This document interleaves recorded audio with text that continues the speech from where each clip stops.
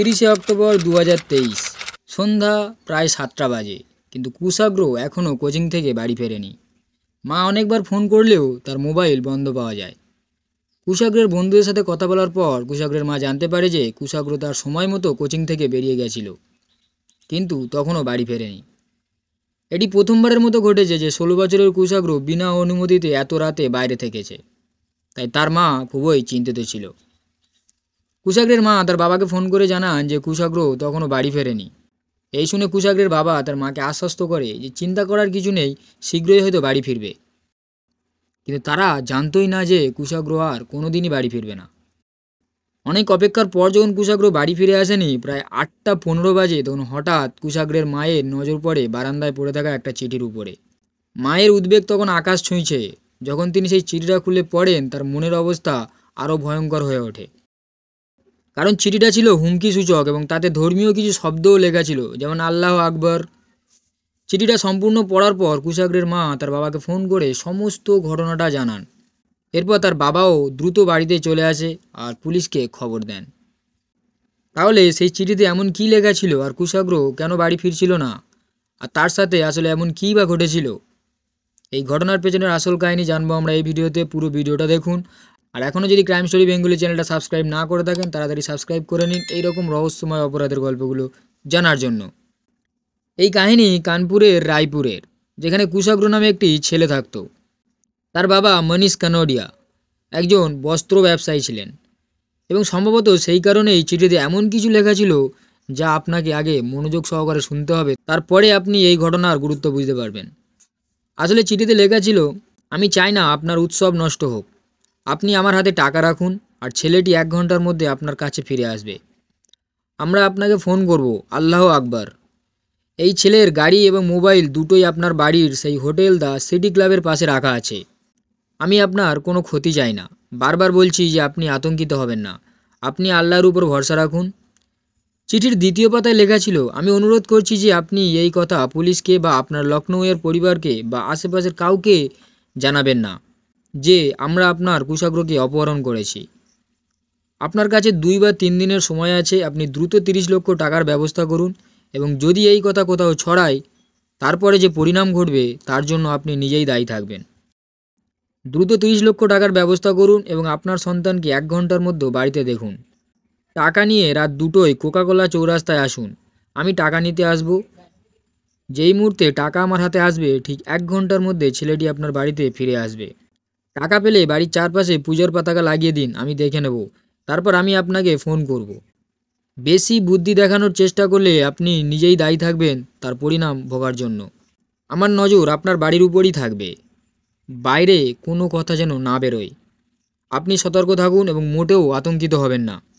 আপনার ছেলে নিরাপদে বাড়িতে পৌঁছে যাবে, তবে তার দায়িত্ব এখন আপনার উপরেই। এই চিঠিটা পড়ার পর এটি স্পষ্ট হয়ে গেল যে কুশাগ্র কেন বাড়ি ফেরেনি। এখানে লক্ষণীয় বিষয় এটা ছিল যে চিঠিতে ধর্মীয় শব্দ ব্যবহৃত হয়েছে, যেমন আল্লাহ আকবর, পূজার পতাকা। সম্ভবত কিডন্যাপার এই কেসটিকে অন্য পথে ঘুরিয়ে নিয়ে যাওয়ার চেষ্টা করছিল, যাতে বাড়ির লোকেরা বিভ্রান্ত হয়। এই চিঠি পড়ে কুশাগ্রের মা তার বাবা ও চাচাকে ফোন করে সমস্ত ঘটনাটা জানায়।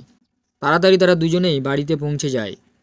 এখন ব্যাপারটি এতটাই গুরুত্বপূর্ণ হয়ে গেছে যে তাদের একটা ভুল সিদ্ধান্ত কুশাগ্রের জীবনে ক্ষতি ডেকে আনতে পারে।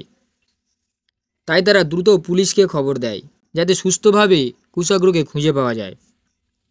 এখানে পুলিশ তদন্ত শুরু করে, সাথে সাথে পরিবারের লোকেরাও তাকে খুঁজতে শুরু করে। কুশাগ্রের পরিবারের লোকেরা যে অ্যাপার্টমেন্টে থাকতেন, সেই অ্যাপার্টমেন্টের সিকিউরিটি গার্ডের সাথে যখন পুলিশ কথা বলে, তখন সেখানে একটি বড়সড় রহস্যের প্রকাশ ঘটে। সিকিউরিটি গার্ডটি জানায় যে সন্ধে প্রায় 7:45 নাগাদ একটি স্কুটিতে চড়ে একজন লোক আসে এবং আমাকে একটি চিঠি দিয়ে বলে ওই চিঠিটা ঘরে গিয়ে দিয়ে আসতে। যদিও আমি তাকে বলেছিলাম যে তুমি নিজেই চিঠিটা দিয়ে এসো, কিন্তু সে হেলমেটও খোলেনি আর মুখ থেকে রুমালও সরায়নি। সে নিজে গিয়ে এই চিঠিটা দিয়ে এসেছিল। এইসব দেখে সিকিউরিটি গার্ডের খুব একটা অদ্ভুত লাগে, কারণ সে তার মুখটাও রুমাল দিয়ে ঢেকে রেখেছিল আর হেলমেটও পরেছিল। যখন গার্ড তার স্কুটির দিকে তাকায়, তখন সামনের নম্বর প্লেটটি কালো রং দিয়ে মোছা ছিল এবং পেছনের নম্বর প্লেটটি রুমাল দিয়ে ঢাকা ছিল। তাই এখানেই তার সন্দেহ আরও বেড়ে যায় এবং দ্রুত চালাকির সাথে স্কুটির নম্বরটি নোট ডাউন করে নেয় সিকিউরিটি গার্ড। যদিও সে দ্রুত স্কুটির ছবিটাও তুলতে চেয়েছিল, কিন্তু ব্যক্তিরা ঠিক সেই সময় চলে আসে। এবং সে যাতে বুঝতে না পারে সেই জন্য সে ছবিটাও তুলতে পারেনি, কিন্তু নম্বরটা সে নোট ডাউন করে রেখেছিল। তারপর সেই নম্বর থেকে উঠে আসে একটা নাম, রচিতা, যেটা শুনে কুশাগ্রের পরিবার অবাক হয়ে যায়, কারণ তাদের জন্য এটি কোনো নতুন নাম নয়, কারণ রচিতা কুশাগ্রের টিউশন শিক্ষিকা ছিলেন এবং যে স্কুটি সিসিটিভি ফুটেজে দেখা গেছে সেটি রচিতারই ছিল। এই কারণে কুশাগ্রের পরিবারের পুরো সন্দেহ রচিতার উপরে যায় এবং যখন কুশাগ্রের চাচা রচিতার বাড়িতে যায়, তাকে জিজ্ঞাসা করে কথায় কথায় যে তোমার স্কুটিটা কোথায়, তখন রচিতা বলে তার স্কুটিটা প্রভাতের বাড়িতে আছে। এরপর যখন তারা প্রভাতের বাড়িতে যায় তখন সত্যিই সেখানে রচিতার স্কুটিটা পাওয়া যায়। তবে এখানে কুশাগ্রের চাচা তাদের সঙ্গে বিশেষ চালাকি দেখিয়ে প্রভাতের কাছে বলে যে কুশাগ্রকে খোঁজার জন্য তাদেরকে সাহায্য করতে। তারপর প্রভাতের সঙ্গে স্কুটি চালিয়ে পুলিশ স্টেশনে নিয়ে যায় এফআইআর ফাইল করার বাহানায়, এবং তারপর এখানেই প্রভাতকে গ্রেপ্তার করা হয়, আর আগেই রচিতাকে গ্রেপ্তার করা হয়েছিল। এসব এত চালাকির সাথে করা হয়েছিল যে প্রভাত ও রচিতা বুঝতেই পারেনি। এই গ্রেপ্তারের সবচেয়ে বড় কারণ ছিল যে স্কুটি করে ব্যক্তি চিঠি দিতে এসেছিল সেটা রচিতারই ছিল, তাই সমস্ত সন্দেহটা রচিতার উপরে যায়। কিন্তু সত্যিটা তখনও প্রমাণ করা বাকি ছিল, আর কুশাগ্রকে খুঁজে পাওয়াও তখনও বাকি। পুলিশ ইনভেস্টিগেশনে কুশাগ্র যেখানে কোচিং করতে যেত তার সিসিটিভিও চেক করে তারা, যেখানে পুলিশ জানতে পারে কুশাগ্র ঠিক সময়ে কোচিং থেকে বেরিয়ে তো ছিল, কিন্তু রাস্তায় এক ফুটেজে তারা দেখতে পায় কুশাগ্র বাড়ির রাস্তায় না গিয়ে অন্য রাস্তায় চলে যায়। ওদিকে পুলিশ রচিতা ও প্রভাতকে জিজ্ঞাসাবাদ করছিল। প্রথমে তো দুজনে কিছু জানি না এদিক ওদিকের কথা বলে এক্সকিউজ দিচ্ছিল, কিন্তু যখন তাদের আলাদা আলাদা করে জিজ্ঞাসাবাদ করা হয় তখন রচিতা ভেঙে পড়ে আর পুলিশকে সব বলে দেয়।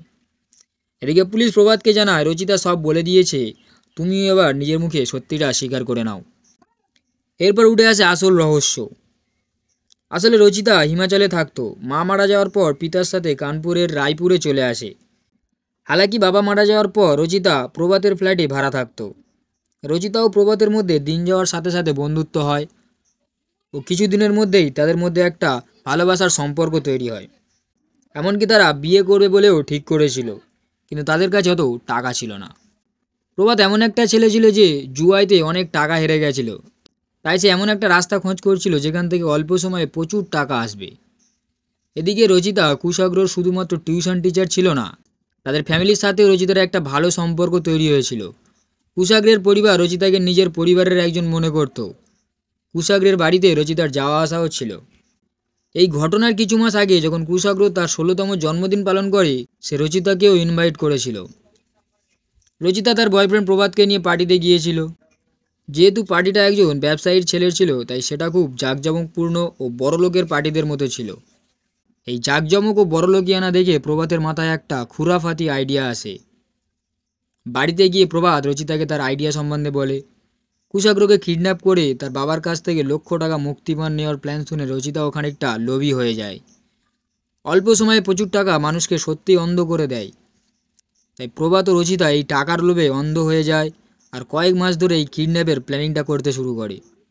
শুধুমাত্র প্রভাত ও রচিতা নয়, আরিয়ান, প্রভাতের বন্ধু, যুক্ত ছিল এই প্ল্যানে, যে চিঠিটা দিয়ে আসতে গেছিল। প্রভাত আরও বলে সে কুশাগ্রকে জেনে বুঝেই মাঝ রাস্তায় তার শরীর খারাপের কথা বলে আর বাড়ি পৌঁছে দেওয়ার জন্য রিকোয়েস্ট করে।